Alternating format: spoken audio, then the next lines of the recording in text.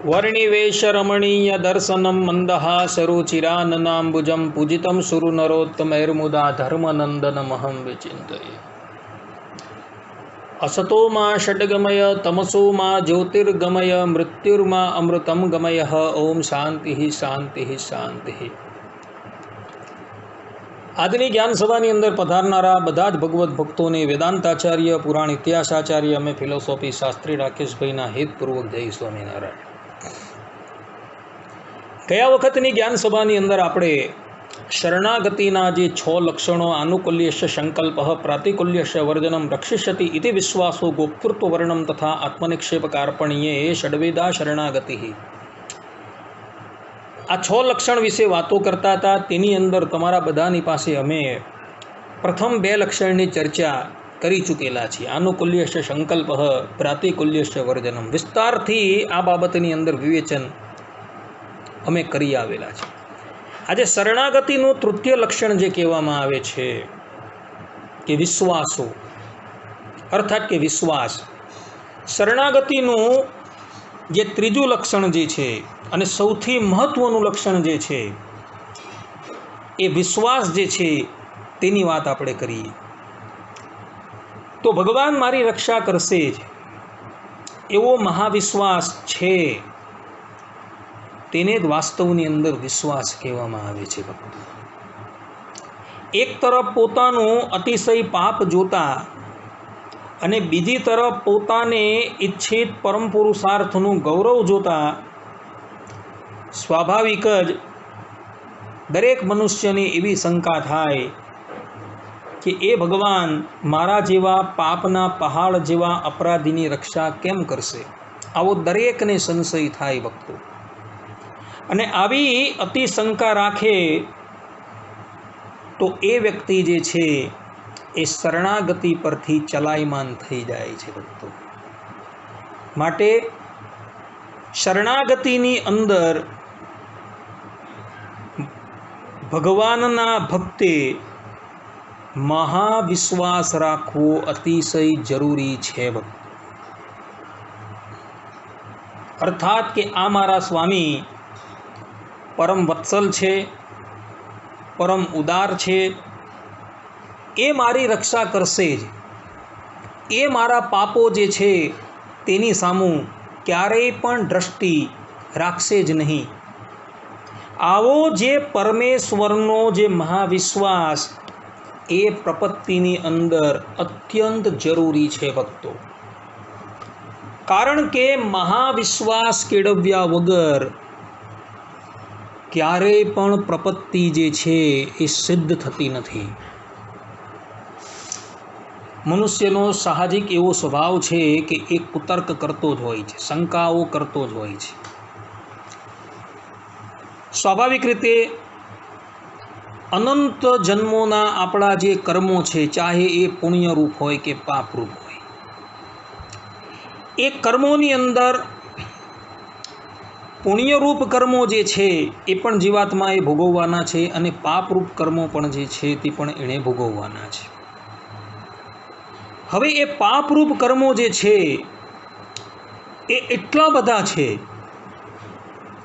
કે મનુષ્ય પોતાનું આયુષ્ય જે છે એ પાપ કર્મોનું પ્રાયશ્ચિત કરતા થકા ઘસી નાખે તો પણ એ પાપ કર્મોનું યથાર્થ રૂપે પ્રાયશ્ચિત થવાનું નથી। એવા અનંત પાપો છે। તો અનંત વખત મનુષ્ય દેહ તમને પ્રાપ્ત થાય અને એ પાપોનું જો તમે પ્રાયશ્ચિત કરતા રહો તો પણ તમારા અનંત જન્મો જે છે તે પણ ઓછા પડી જાય। તો શાસ્ત્રકારો અને એમાં પણ ગીતાકાર પોતે જે છે એ કહી રહ્યા છે, સર્વધર્માન પરિત્યજ્ય મામેકમ શરણમ વ્રજ અહમ ત્વામ સર્વ પાપેભ્યો મોક્ષા ઇષ્યામિ મા શુચઃ। ભગવાન અર્જુનજીને કહે છે કે બીજા બધા ધર્મો જે છે એ ધર્મનો ત્યાગ કરી દે અને કેવલ ને કેવલ મારા શરણમાં આવી જા, હું તને બધા જ પાપોથી મુક્ત કરી દેવીશ। અહીં બધા ધર્મોનો અર્થ છે કે પાપ પુણ્યરૂપ જે ધર્મો કે જે પાપનું પ્રાયશ્ચિત કરવા માટે પણ અનંત જન્મો જે છે એ ઓછા પડે છે, તો એવા એ બધા જ ધર્મો જે છે એનો તું ત્યાગ કરી દે અને મારા શરણમાં આવી જા. હું તને એ બધા પાપો જે છે, એ પુણ્ય કર્મો છે, એ બધાથી તને મુક્ત કરી દેવા. તું કેવલ મારા શરણમાં આવી જા. કારણ કે પરબ્રહ્મ પરમાત્માના શરણમાં જયા વગર મનુષ્યના એ પાપ છે, એ તાપ છે, એની પુણ્ય રાશિ છે, એ ક્યારેય પણ સમાપ્ત થતી નથી. અને એ સમાપ્ત થઈ જાય પછી પણ એ જીવાત્માને એટલો વિશ્વાસ હોવો જોઈએ કે હું ભગવાનના શરણમાં ગયો એટલે મારા બધા જ પાપો જે છે, તાપો છે એ બધા જ નિવૃત્ત થઈ ગયા છે. હવે હું પૂર્ણ રૂપે શુદ્ધ છું, એવો એને વિશ્વાસ હોવો જોઈએ. અને એ ભગવાન જે છે એ મારી સંસ્કૃતિ થકી રક્ષા કરશે, એવો વિશ્વાસ જ્યાં લગી ન હોય ત્યાં લગીન શરણાગતિ ક્યારેય પણ ફલદાયક થતી નથી. માટે શરણાગતિની અંદર ભગવાનનો વિશ્વાસ રાખવો અતિ જરૂરી છે. ભગવાન સ્વામિનારાયણ પણ વડતાલના 10મા વચનામૃતમાં પોતે કહે છે કે માટે જેને પોતાનું કલ્યાણ ઈચ્છવું હોય તેને તે લક્ષણે કરીને તે ભગવાનને ઓળખીને તેને શરણે થવું અને તેનો દ્રઢ વિશ્વાસ રાખવો અને તેની આજ્ઞામાં રહીને તેની ભક્તિ કરવી, એ જ કલ્યાણનો ઉપાય છે. અહીં પણ ભગવાને વિશ્વાસની વાત કરેલી છે કે ભગવાનને ઓળખીને ભગવાનના શરણમાં જવું અને એમનો દ્રઢ વિશ્વાસ રાખવો અને એ જે પ્રમાણે કહે છે તે પ્રમાણે ચાલવું. અહીં પણ ભગવાન જે છે વિશ્વાસની વાત કરી રહ્યા છે. રામકથાની અંદર એટલે કે વાલ્મીકી રામાયણની અંદર ભગવાન શ્રી રામના શ્રીમુખના વચન છે. યુદ્ધકાંડની અંદર 18મા અધ્યાયના 33મા શ્લોકની અંદર ભગવાન શ્રી રામ પોતે કહે છે, અને આ જે શ્લોક જે છે એ રામાયણનો ચરમ શ્લોક છે કે શક્રુદેવ પ્રપન્નાય તવાસ્મિ ઇતિ ચ યાચતે અભયમ સર્વભૂતેભ્યો દદામ્યે તદ વ્રતમ મમ.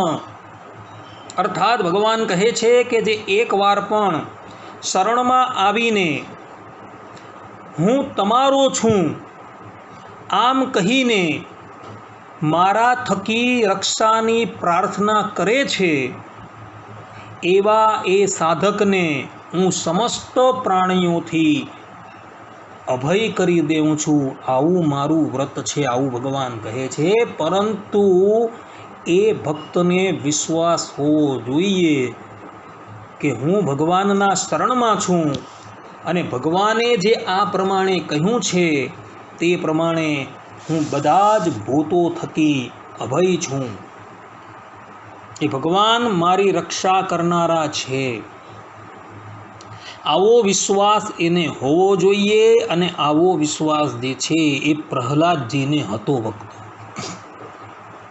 વિશ્વાસી ભક્તોની અંદર પ્રહલાદજીનું નામ જે છે એ અગ્રગણ્ય તરીકે જોવા મળે છે. ભક્તો, કહેવાય છે કે જ્યારે હિરણ્યકશુપુ ગંધમાદન પર્વતની ઉપર તપસ્યા કરવા માટે જ્યારે જતો રહ્યો, ત્યારે સમયનો અને તકનો લાભ લઈને દેવરાજ ઇન્દ્રએ હિરણ્યકશુપુની નગરી જે છે તેના પર હુમલો કર્યો અને બધા જ દાનવો જે છે તે સમયે પોતાને યોગ્ય નેતા ન મળવાથી ચારે દિશાઓમાં તેઓ ભાગી ગયા.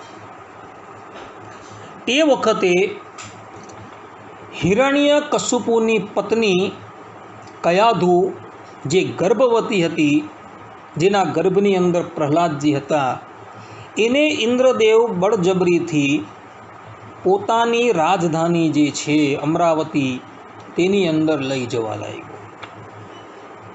કયાધુ અતિશય કલ્પાન કરે છે, પરંતુ ઇન્દ્રદેવને દયા નથી આવતી, કારણ કે આ અસુરની પત્ની છે. માર્ગની અંદર ઇન્દ્રદેવને નારદજી મળ્યા, એટલે નારદજીએ એમને હાકોટો પાડીને આ અધાર્મિક કાર્ય કરતા થકા અટકાવ્યા. દેવરાજ ઇન્દ્રએ કહ્યું કે દેવર્ષિજી, હું જાણું છું કે સ્ત્રી જે છે એ અવધ્યા છે. હું આનો વધ નથી કરવાનો, પરંતુ આના ગર્ભની અંદર હિરણ્યકશિપુનું તેજ છે. એ જેવું પ્રગટ થાય એટલે એ તેજનો એટલે કે એ ગર્ભનો હું ઘાત કરી દેવા, પછી આને છોડી મૂકા. ત્યારે નારદજીએ કહ્યું કે એના ગર્ભની અંદર જે બાળકનું પાલન પોષણ થઈ રહ્યું છે ને, એ દેવતાઓથી અને દાનવો થકી અજેય છે, અને એ ભગવાનનો પરમ ભક્ત છે. માટે તારા વશની વાત નથી, તું કયાધુને છોડી દે. નારદજીનું વચન સાંભળી ઇન્દ્રદેવ એવું વિચારવા લાગ્યા કે ભગવાનનો ભક્ત જે છે એ આના ગર્ભની અંદર છે. અને નારદજી થકી એણે એવું પણ સાંભળ્યું કે આ જે છે એ સમય જતાં દેવતાઓનો શત્રુ થશે નહીં, પરંતુ તમારા બધાનો મિત્ર જ રહેશે. એટલે ઇન્દ્રદેવ કયાધુની 4 પરિક્રમા કરીને સ્વર્ગલોકમાં ચાલ્યા ગયા. ત્યારબાદ નારદજીએ કયાધુને કહ્યું કે બેટા, જ્યાં લગીન હિરણ્યકશિપુ તપસ્યા કરીને ન આવે ત્યાં લગીન તું મારા આશ્રમની અંદર આવીને રહે. નારદજીની વાત સાંભળી કયાધુ જે છે એ નારદજીના આશ્રમમાં જાય છે અને ત્યાં આશ્રમની બધી જ સેવા કરે છે. અને જ્યારે નારદજી એને પોતાની પાસે બોલાવે ત્યારે એનો સત્સંગ કરવા માટે આવતી. નારદજી કયાધુને ઉદ્દેશીને ભગવત તત્વનો ઉપદેશ તો કરતા જ હતા, પરંતુ નારદજીનો મુખ્ય ઉદ્દેશ્ય એના ગર્ભની અંદર રહેલું જે બાળક છે તેને ઉદ્દેશીને એ ભાગવત ધર્મનો પ્રકાશ કરતા હતા.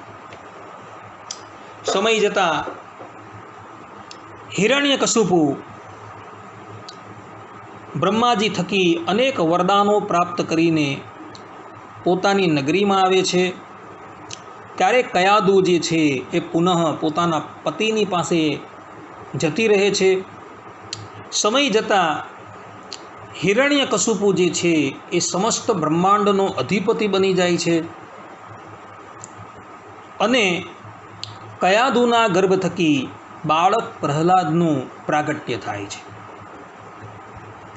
બાળક પ્રહલાદનું પ્રાગટ્ય થયું ત્યારે પ્રહલાદજીને નારદજીએ જે ગર્ભની અંદર ઉપદેશ આપેલો હતો એ અક્ષરે અક્ષર યાદ રહી ગયો હતો, પરંતુ કયાધુ જે છે એ બધો જ ઉપદેશ જે છે એ ભૂલી ગઈ હતી. સમય જતાં પ્રહલાદજી જે છે એ ધીરે ધીરે મોટા થયા. એટલે હિરણ્યકશિપુએ પ્રહલાદજીને રાજનીતિ, અર્થશાસ્ત્ર ઇત્યાદિક શાસ્ત્રોનો અભ્યાસ કરવા માટે પોતાના ગુરુ શુક્રાચાર્યના પુત્ર શંડામર્કની પાસે એના ગુરુકુલની અંદર મોકલા. શંડામર્ક એને અર્થશાસ્ત્રનું જ્ઞાન આપતા હતા, આ ઉપરાંત રાજનીતિનું જ્ઞાન આપતા હતા, પરંતુ પ્રહલાદજીનું મન જે છે એ ભાગવત ધર્મની અંદર અતિશય આરૂઢ થઈ ગયું હોવાથી આ ઉપદેશ જે છે એ એના મનને રુચિકર પ્રતીત થતો જ ન હતો. ગુરુદેવ આમથી તેમ જાય એટલે પ્રહલાદજી એકાંતની અંદર પોતે ભગવત ચિંતન કરતા હતા અને ગુરુકુલની અંદર રહેલા બીજા પણ વિદ્યાર્થી જે છે તેને પણ ભગવત તત્વોનો એ ઉપદેશ આપતા હતા. અને જ્યારે એ બાળકોની સાથે પ્રહલાદજી ક્રીડા કરવા માટે તૈયાર થાય ત્યારે ભગવાનની લીલાનું અનુકરણ કરતા થકા જ એ બધી ક્રીડા કરતા હતા.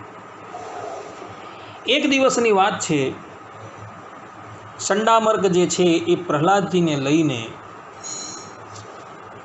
હિરણ્યકશિપુની પાસે પધાર્યા. એટલે હિરણ્યકશુપુએ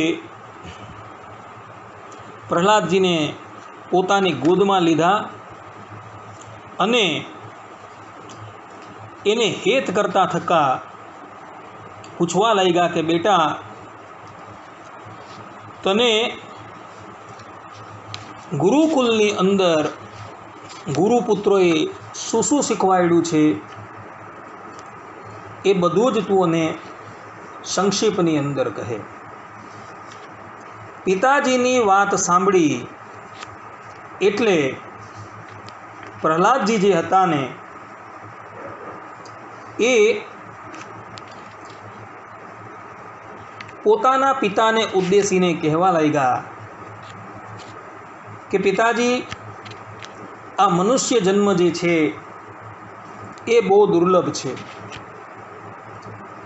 અને આ મનુષ્ય જન્મની અંદર જ આપણે ભગવાન શ્રીમદ નારાયણના શરણમાં જઈને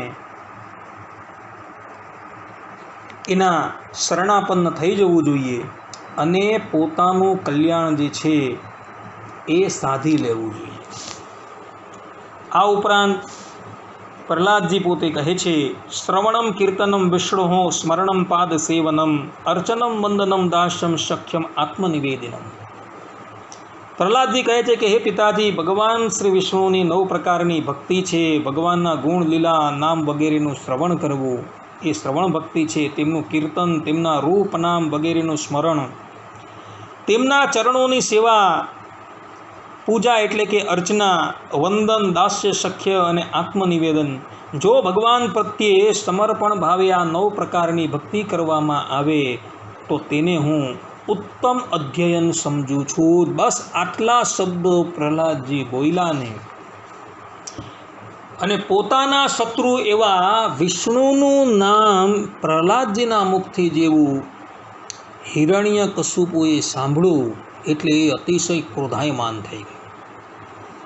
એ વિચારવા લાગ્યો કે જે વિષ્ણુએ મારા ભાઈ હિરણાક્ષનો વધ વરાહ રૂપે કરેલો હતો એ વિષ્ણુનું નામ મારો જ પુત્ર જે છે એ એના મુખથી દઈ રહ્યો છે. એટલે હિરણ્યકશુપુ ક્રોધાયમાન થયો અને પ્રહલાદજીને પોતાના ખોળામાંથી ઉચકા અને સીધા જમીન પર પટકી દીધા અને પોતાના સેવકોને આજ્ઞા કરી કે આ મારો પુત્ર નથી પરંતુ મારો શત્રુ છે, માટે આને તમે મોતને ઘાટ ઉતારી દેવ. પોતાના સ્વામી હિરણ્યકશુપુની આજ્ઞા થઈ એટલે એના બધા જ સેવકો જે છે એ પ્રહલાદજીને શૂળોના પ્રહારથી એના અંગને વિદીર્ણ કરવા લાગ્યા. પરંતુ અતિશય વિશ્વાસી એવા પ્રહલાદજીને એ શૂળ વાગવાની કોઈ અસર થઈ નહીં. એના શરીરની ઉપર કોઈ ઘા પણ પ્રગટ થયો નહીં. એ તો પ્રેમ ભાવથી રામ નામનો જાપ કરતા હતા. પ્રહલાદજી રામ નામનો જાપ કરતા હતા. ભક્તો, આ વાત છે નરસિંહ પુરાણની અંદર લખેલી છે. કોઈ એમ કહે કે ભાઈ રામનો અવતાર તો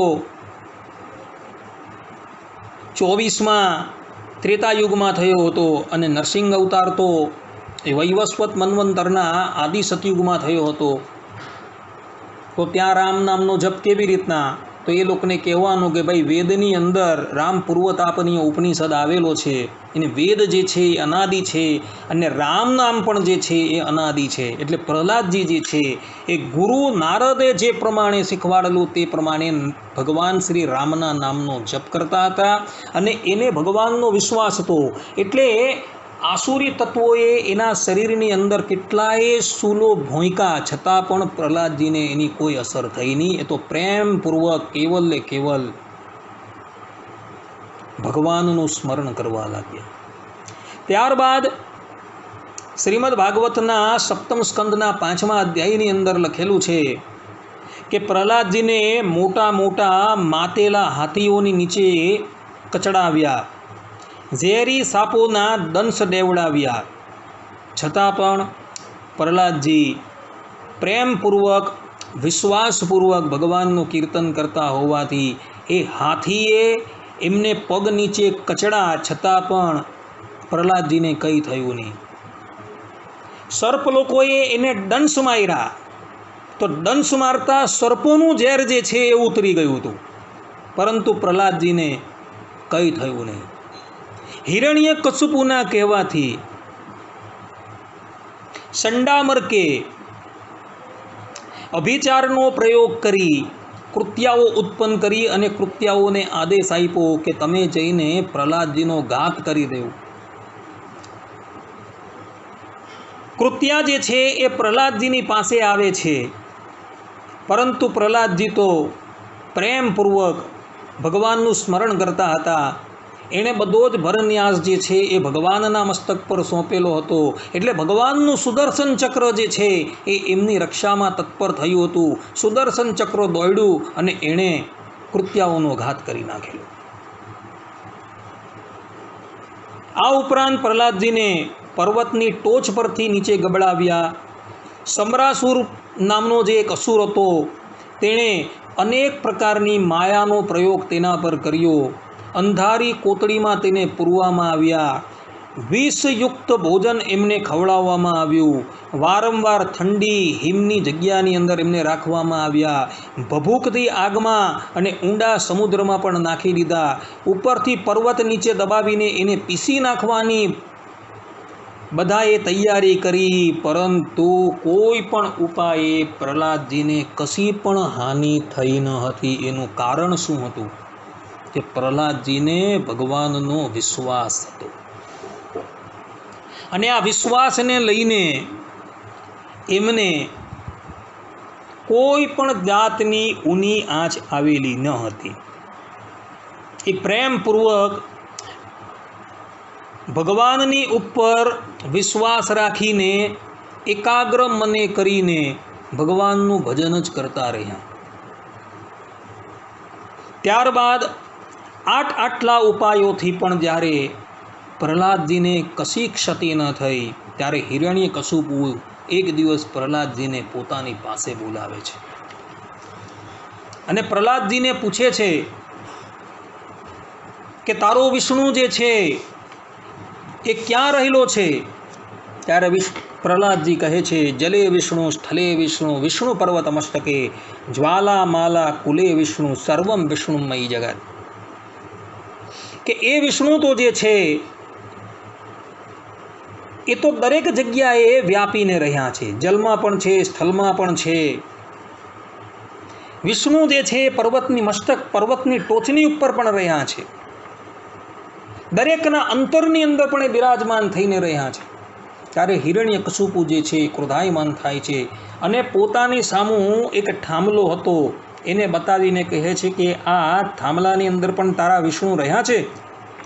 ત્યારે પ્રહલાદજી જે અતિશય વિશ્વાસુ હતા ને જેની દ્રષ્ટિની અંદર કેવલ ને કેવલ પરમાત્મા તત્વ જ હતું, અને જેને થાંભલાની અંદર પણ એ શ્રીમદ નારાયણ ભગવાન દેખાતા હતા, એવા વિશ્વાસુ ભક્ત પ્રહલાદજીએ હિરણ્યકશિપુને કહ્યું કે હા, એ થાંભલાની અંદર પણ રહ્યા છે. એટલે હિરણ્યકશિપુ ક્રોધાયમાન થયો અને પોતાની પાસે એક ગદા હતી, એ ગદા લીધી અને એણે થાંભલા પર જઈને પ્રહાર કર્યો, એવા ઉદ્દેશ્યથી કે આ થાંભલાની અંદર વિષ્ણુ છે તો હું વિષ્ણુને જે છે એ ઘાત કરી નાખું. એવા ઉદ્દેશ્યથી એણે થાંભલાની ઉપર ગદાનો જેવો પ્રહાર કર્યો ને, તેવા જ એની અંદરથી એક અતિશય વિચિત્ર પ્રાણી રૂપે ભગવાન પોતે પ્રગટ થયા. એ પ્રાણી ન તો નર હતું કે ન પશુ હતું, અર્થાત કે નરસિંહ રૂપે ભગવાન જે છે એ પ્રગટ થયા અને હિરણ્યકશિપુને ગળાથી પકડો અને ઘરના ઉંબરાની ઉપર ભગવાન નરસિંહ લઈ જાય છે અને એનું જે છે એ હૃદય જે છે એ વિદીર્ણ કરી દીધું. કહેવાનું તાત્પર્ય એ છે કે પ્રહલાદજીને ખબર હતી કે એ પરબ્રહ્મ પરમાત્મા જે છે એ પોતાના ભક્તની રક્ષા કરે જ છે. કોઈ પણ જગ્યાએ ભગવત ભક્ત જે છે એ વિપત્તિની અંદર આવી જાય છે ત્યારે ભગવાન જે છે એ એની રક્ષા કરવા માટે હંમેશા તત્પર હોય જ છે. એ વાતની પ્રહલાદજીને ખબર હતી અને એ વાતને લઈને એને ભગવાનની ઉપર અતિશય વિશ્વાસ હતો. એટલે એના ઉપર આસુરી તત્વોએ અનેકો પ્રકારના જુલમો કર્યા, છતાં પણ વિશ્વાસી ભક્ત એવા પ્રહલાદજીને કંઈ પણ થયું નહીં, કારણ કે ભગવાન શ્રીમદ નારાયણ એની રક્ષા કરનારા હતા. એટલે જે ભગવત ભક્તને એવો વિશ્વાસ થઈ જાય કે પરબ્રહ્મ પરમાત્મા શ્રીમદ નારાયણ જે છે એ પોતાના ભક્તની રક્ષા હંમેશા કરે જ છે. એ પરબ્રહ્મ પરમાત્મા અમને કાળના મુખથી પણ છોડાવશે, પાપ કર્મથી પણ છોડાવશે અને સંસ્કૃતિથી પણ છોડાવશે, એવો જેને વિશ્વાસ હોય ને તો એવા એ વ્યક્તિને ભગવાનની શરણાગતિ જે છે એ સિદ્ધ થઈ જાય છે. ભલે એવા ભક્તનું ભગવત સ્મરણ ઓછું છે, આવા વિશ્વાસી ભક્ત જે છે તેની પાસે તપસ્યા પણ નથી તો એણે કોઈ વ્રત કરેલું નથી, કોઈ જપ કરેલું, પરંતુ કેવલ ને કેવલ શ્રીમદ નારાયણના શરણની અંદર જે છે અને એને ભગવાન શ્રીમદ નારાયણના કોરનો વિશ્વાસ છે, તો એવો એ વિશ્વાસી ભક્ત જે છે ને એ આ સંસારનું ઉલ્લંઘન કરીને એ અલ્પ પ્રયાસની અંદર ભગવાનના ધામની અંદર પહોંચી જશે. કારણ કે વિશ્વાસી જે છે એને કેવલ ને કેવલ ભગવાનના આશરાનું બળ છે. એની પાસે બીજી કોઈ સંપત્તિ નથી એની પાસે વ્રત નથી, જપ નથી, તપ કંઈ જ નથી જ્ઞાન, નથી વૈરાગ્ય, કેવલ ને કેવલ એને ભગવાનની શરણાગતિ છે અને ભગવાનનો વિશ્વાસ છે. અને ભગવાનના ચરણારવિંદરને એણે બે હાથે પકડી રાખેલા હોય છે. તો આવા એ વિશ્વાસી ભક્તને ભગવાન જે છે એ આ સંસારથી પાર પોતાની સેવાની અંદર રાખે છે. અર્થાત કે એવા એ ભગવદ ભક્તને એ ભગવાન જે છે એ સંસ્કૃતિથી મુકાવે છે અને પોતાના ધામની અંદર પોતાની સમીપમાં એને પોતાનું પાર્ષદપણું ભગવાન આપે છે. માટે શરણાગતિના જે 6 પ્રકારના અંગો છે એ 6 પ્રકારના અંગમાંથી ભગવાનની અનુકૂળતા પ્રમાણે તો તમે વર્તો, ભગવાનની આજ્ઞાથી વિરુદ્ધ તમે ક્યારેય પણ ન વર્તો, ભગવાનને પોતાનો આત્મનિક્ષેપ તમે કરી દો, ભગવાનની તમે પ્રાર્થના પણ કરતા હોવ, પોતાને અસમર્થ પણ સમજતા હો, આટલા અંગ હોવા છતાં શરણાગતિનું મુખ્ય અંગ જે મહાવિશ્વાસ જે છે એની અંદર તમારી ન્યૂનતા દેખાય ને તો ભગવાન તમારી રક્ષા ક્યારેય પણ કરવા ન આવશે.